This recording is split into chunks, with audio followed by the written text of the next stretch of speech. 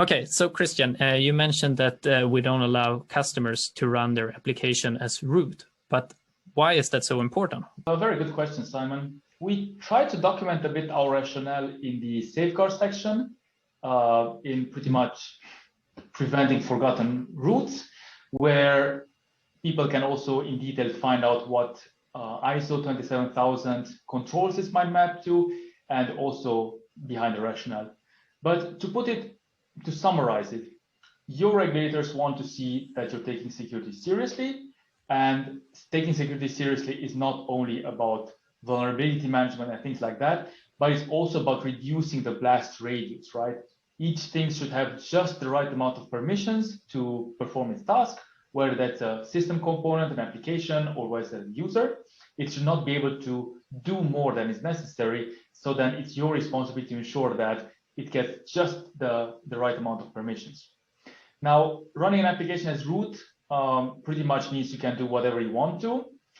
Fortunately, you're running the application inside a container, so it's not quite as much that it can do as running root directly on a VM or directly on a server or things like that. But nevertheless, let me just put like that, there are constantly discovered Linux kernel vulnerabilities that can only be exploited if you have code running as root, sometimes even if your code is running as root inside the container. But Cristian, what if I really have a deadline for when we have to be in production and I have some containers still running as root? Is it okay if I do that for just a couple of weeks? To be honest, not really. So that might not be seen very positively by regulators.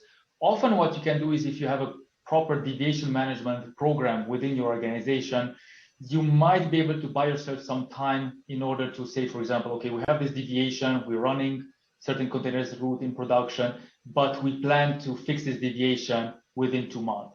Sometimes you can do that, but some regulators might see that as an unacceptable risk, and you should really avoid.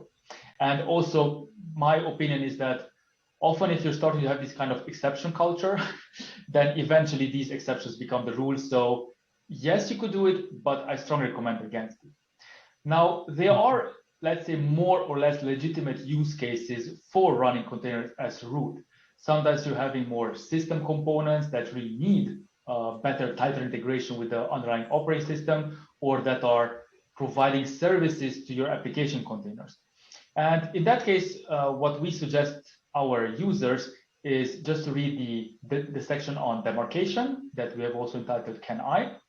And where we pretty much say that, strictly speaking, as long as you do not violate the general principle of compromising or working around access control, logging, monitoring, backupping, and alerting of the platform, we allow you to do anything, right? We just cannot give you permissions to do those things directly. And we have actually gone so far as to state the specifics of things that you cannot do in compliant Kubernetes by default. But if you really need to, and I have seen quite a few legitimate use cases for that. Some people might want to run a special operator for the application that delivers service to the application, or you might have a very special backup system that requires very deep integration with Kubernetes and the host operating system. Then please just get in touch with your Kubernetes administrator. They will case by case make a risk-reward analysis, and then they will pretty much go through something like a mini audit of what it means to add that particular new component. And if they deem that, it seems like the benefit that you're getting out of installing this component as root outweighs the risks that it brings by installing this component as root, then they will be very happy to say yes and to allow you to install that component for you. But that being said, don't see your administrators as your enemies. Don't try to pressure them into making an exception for you, because down the line this may have more severe consequences for your organization, right? If a regulator picks up on the fact that there is a huge exception culture and that there are constantly deviations being produced just in order to hit deadlines, that might put the whole organization at risk. So try really to have an open conversation with your administrators, explain them what is the situation, go through risk-reward analysis together, and it could be that the administrators will see the value of that particular component running as root, and they will be happy to install it for you.